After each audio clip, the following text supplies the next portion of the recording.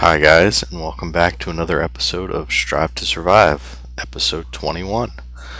In this episode, we're going to be making some things that will make our life around our home base a little bit easier. So we're going to need some iron, we're going to need some diamonds to make ourselves a sword, and we'll use this stuff and make our lives just a little bit simpler around the base. And this is another episode that I'm narrating after the fact, so bear with me, guys. We're going to do some stuff creating first our diamond sword. So there we go, and we'll try to put a higher level enchant on that, but we'll hang on to it for now. And we're going to make a couple hoppers. And as you can see, I'm kind of struggling with the recipe for a hopper here. A lot of the recipes in Minecraft are very similar. If we were to take what I have on the screen right now and put another piece of iron there, we're going to get a cauldron. If we remove those two iron blocks from the top, we'll end up with a mine cart. If I put a block in the middle there, we'd end up with armor. So it's kind of difficult to remember all the different recipes there are. And what I do, by no means can I remember all of them, so I just use the wiki anytime I'm stuck, and I think that's what I'm going to do right now. So I'm going to look it up, see exactly what it is, and come back and do it. And what I've discovered is that we're missing some chest from the middle of this, so we'll make some chest. There we go. And then we will use the same, we'll actually need more chest for what we're going to do. But we'll put the chest in the middle there, and we'll make the same sort of V formation, and that will give us a hopper. So we'll go ahead and make a couple of these, and we'll get started. And we're going to make what I like to call a super furnace, and it's basically just a way more efficient version of the furnace that we're using right now. So to do so, you're going to need actually 3 hoppers, a chest, and one of the normal furnaces. So we're going to be 1 hopper short, which we're going to discover shortly here. But first we'll put up our furnace. Next, we'll add a hopper to the side here. Well, I think I've discovered that we're 1 hopper short, so just make that final one. There we go. But we'll put 1 hopper going into the side of the furnace, and if you hold shift, you can click on the furnace. If you just try to right click on it, it'll open the menu on it, so you need to hold shift to attach the hoppers to it. We got to get some building blocks out here, that way we can get something to stand on, because we need to put this one going into the top. There we go. And we'll knock that down. And what we need is we're going to put a chest on the bottom to collect everything that we're cooking. And our final hopper will connect to that chest. So same thing, hold shift, click. So you'll end up with a formation that looks like this, using the 3 hoppers, the 1 furnace, and the chest. And what we do is we load our fuel into the left hopper that's going to feed, and you can see it's starting to feed into the furnace. So we can put any type of fuel that we want in there. In the top, we can put whatever we want to cook, whether it be food, bricks, whatever. So we'll grab some potatoes, some raw beef, and some raw chicken, and I'll demonstrate exactly why this is better than the standard furnace. So we'll just drop everything we want in this top hopper, and you can see it's starting to load into the furnace and automatically cook. So when this potato finishes, it'll feed through the bottom hopper directly into that chest. So there we go. So now we end up with a baked potato. So the nice part about this is we could load it up with whatever we want. We don't have to just put 1 item in there. We could put up to 5 items, and it'll just go through and cook each one in order. And we'll make this a little bit nicer here. Put a torch up on there. There we go. Now we've got a fancy kitchen. So, and we can see It's going to get through cooking all these potatoes, and we'll load in some more coal here and other things. We can load, like I said, whatever we want in there. We can put lava buckets in there, any fuel source, and it'll feed into the fuel of the furnace as soon as the fuel source before it is depleted. So, but you can see it's on the last potato now, and it'll automatically switch to whatever we have in the right above it. So now it's going to deposit all of our raw beef in there. It'll go through and cook that, and then it'll start cooking the chicken. And it's all just going to end up in the chest down here. So we don't have to really monitor it and make sure. It's just going to do it all automatically, which is pretty nice.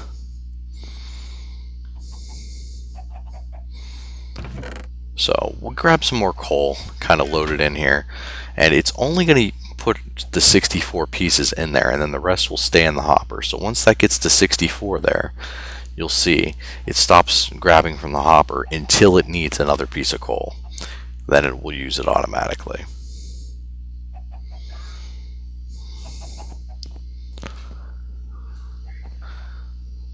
So like I said, guys, this is the super furnace. This is another episode that I'm narrating after the fact because of some audio issues that happened during a couple of the recordings. So it's kind of hard to narrate after the fact. You're kind of watching the episode, talking your way through it, and noticing some things that you probably could have done better. But that's what we're doing this time, guys. So I apologize about that, but I didn't want you guys to miss out on any of this stuff that we're doing. Which you would have if I just would have cut all this footage. So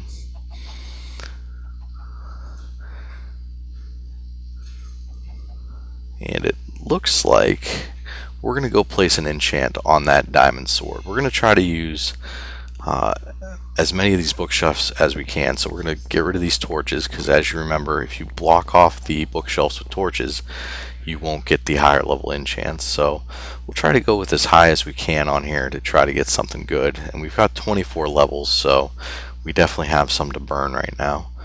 And we're having some trouble getting the higher level enchants because we only have 5 bookshelves. But let's drop this level 13 on there and see what happens.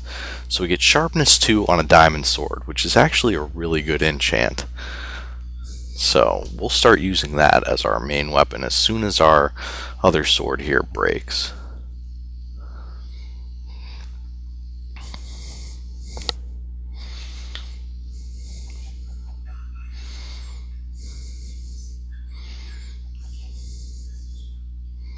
So we're going to go ahead and we're going to put the torches back up here just in case we want a lower level enchant in the future.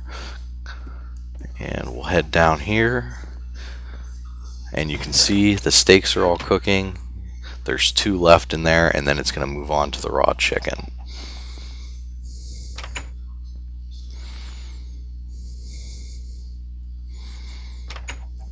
And we'll head outside here.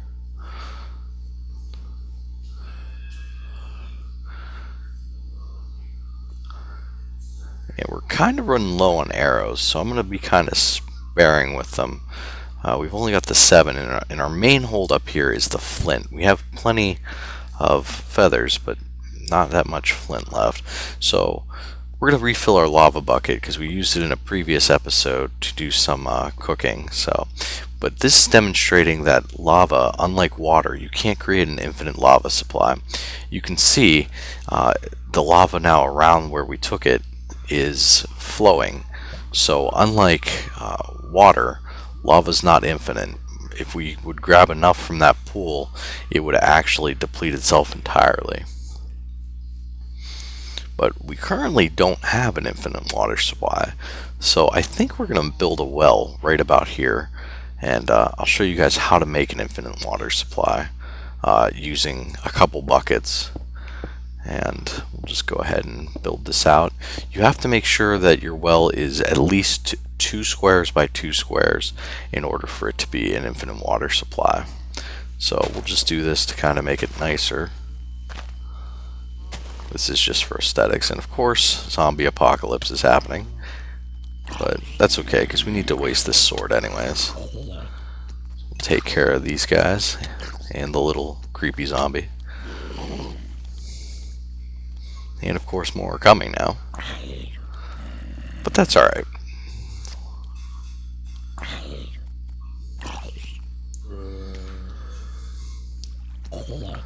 There we go.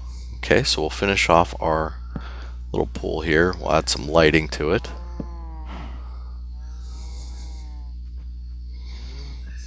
And throw down some more cobble in the bottom just to make it look decent. So now we'll get our bucket of water. There we go. And since I only have one bucket, this is going to take a little longer, but you can see right now it's not an infinite water supply. You can tell all that water's flowing. You can't grab from those 3 squares, but you can take the source, but then the water of course dries up. So we'll go grab some more water here. There we go, and there's more zombies. But here we go. That guy took some of our wheat, which isn't very nice of him, but at least he brought it over to us. If only they would all do that, and then we wouldn't have to go farming. But quite a few zombie. That one has our torch, which we're going to put back.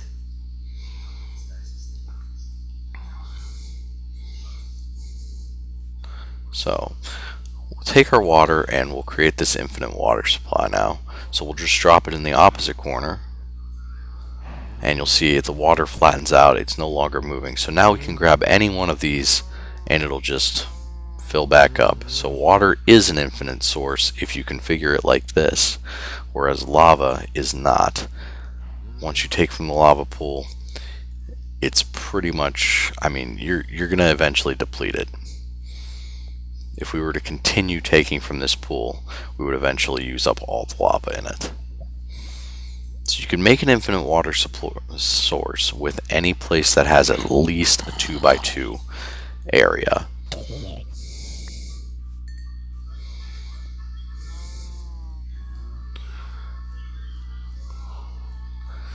So one of the other things we want to work on in this episode is fixing our chicken coop. And what I'm referring to is the chickens just keep randomly dying, and that's not good because we're going to run out of chickens that way. We're going to run out of the feathers, which we're using for our arrows, and we're also going to run out of the cooked chicken, which isn't as big of a deal because we do have a lot of steak and other food sources, but the main thing is the feathers. So we need to figure out how to make this chicken coop a little bit better so that the chickens aren't escaping or dying randomly. But we're going to worry about that during the day. So let's rest real quick.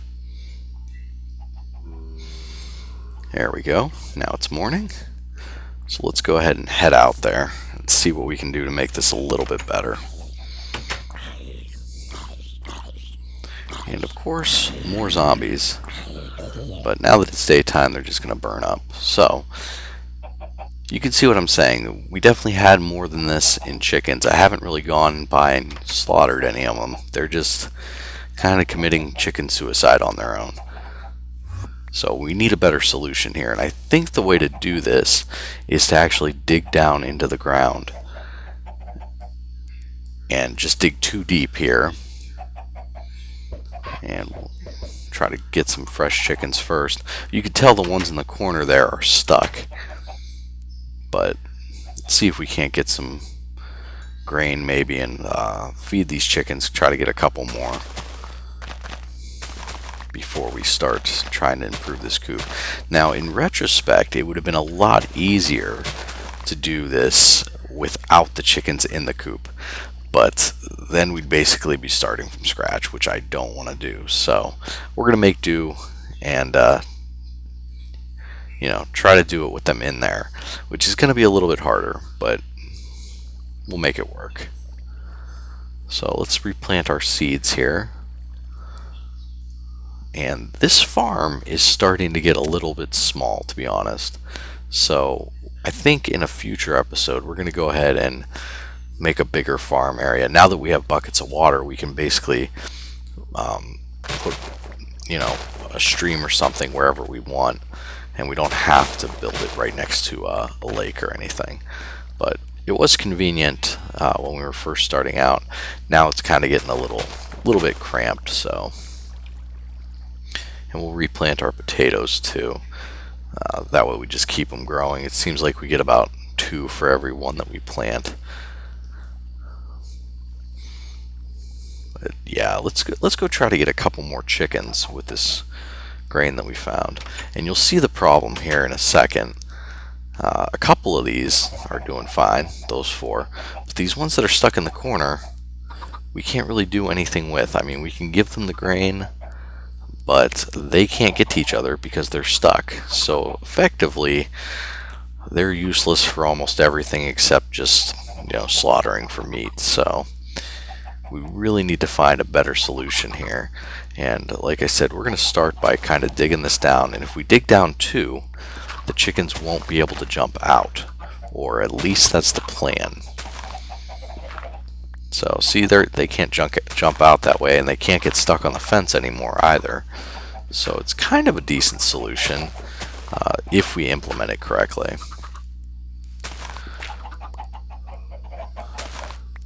So, but you can see the ones in the corner, they're still stuck, even though we tried to bust them out there, but it's just not working out.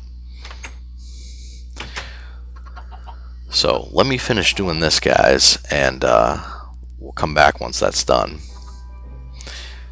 So we're back now. I've done that, and I have a pretty decent idea of something I want to do. And to do it, we're going to need sticky pistons. So we're going to take a piston and a slime ball and make a sticky piston. And because we're running out of inventory space, we'll just make both of these into sticky pistons. But I have a pretty good idea what I want to do out here. But first, since it's dark, we're going to go ahead and sleep. But what I really want to do is I want to make it so that we put a lever in and a piston, and then the ground will raise up by our gate to the chicken coop and let us in and out. But the chickens will stay stuck in their little pen that we've made them. So to do this, we're going to need some redstone. I think we're going to need a lever, a sticky piston, and a block to put on top of the sticky piston. So you can see I've already started working on it a little bit. I've got a regular piston in place here, and that's not really doing the trick because the regular piston, if you remember, doesn't pull the block back down. So once we actually activate our lever, the block is permanently up, and then the chickens can get in and out. So we'll put the sticky piston in place instead. And this is where it would have been real handy to have the chickens out of the coop, because as you can see, they're all getting stuck down in the redstone construction there. And I actually broke that piece back in the corner there. That's why that's not going up. But there we go. So there's the basic concept. So we need to find a way to make this lever be on the wall so that it's easier to hit from the gate. But that's the basic concept, is the block will get pulled back down, all that'll be covered up, of course, so the chickens can't go in there. But of course one of them's already stuck in there. And I'm going to try to do this with just basic redstone. I don't want to use any redstone repeaters or anything. We're just going to use basic redstone and a lever to do this, and then in some future episodes we'll do more advanced redstone construction. So let me go ahead and work on this a little bit, guys, and then I'll come back and show you exactly how I did this just using basic redstone and no repeaters. I know you can do this using repeaters and make it a lot smaller, but to do it without using repeaters, you have to come out three blocks, and then you can put the lever on the wall like I did there. So there's the block with the piston under it. We go out 2, and we can see that in a moment here. So you can see it steps up in order to get to the lever on the wall. We step up right there, and we step up again. Now if we ran parallel to that, the redstone would connect, and that's what we're trying to avoid. Like I said, we could do it with repeaters, but we're not going to do that in this episode. And that dirt block next to those chickens is actually the one that the lever is on. So we'll cover this up in a second here. But you can see that's how the redstone wiring is going to work. It goes up one there, and then that block that the chickens are near is the one with the lever on the other side. So the lever will pass the current through there, through that redstone down and to the block that we're trying to power. So we'll just cover that up and we'll test it out again, make sure everything works. And I'll probably change the floor of this chicken coop to be stone, I would guess, but there we go. So that works properly, and if we flip it again, it goes back down. The chickens can't get out. So that's pretty much what we were going for with this design.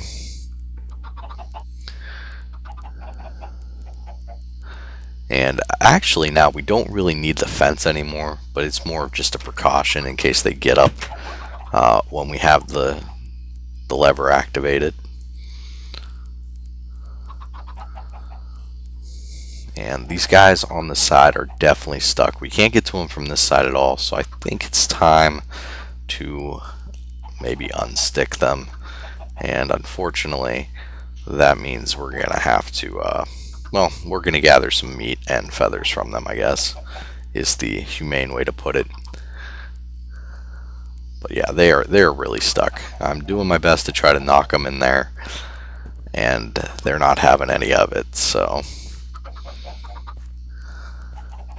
But yeah, in some future episodes, guys, we're going to do some more advanced redstone configurations. And by no means am I a redstone expert. If you're looking for a redstone tutorial, you probably are going to want to check out some of the other YouTube channels for redstone tutorials. And there's a couple that are really good that you can find. But yeah, I'm not a redstone expert. I basically am just showing you the stuff that I've used. We're going to do another redstone tutorial on how to make pistons activate doorways, which will be pretty cool, and we'll do that for the nether portal. But for now, yeah, just basic redstone stuff. And we're going to do that, and yeah, even trying to push them in like from this side is not happening. So unfortunately, these chickens are going to die a gruesome death to this dirt block. But at least that problem's fixed. And we'll try to get a couple more chickens with some eggs that way. There we go, we got 2 there. That's pretty decent. That way our chicken coop can kind of, you know, recuperate, pardon the pun, from all of the chickens that got lost in our redstone construction. So there's probably a couple under the ground there still, but we're not going to worry about them. We'll just make do with what we have. Yeah, you can definitely, they're right under the ground there.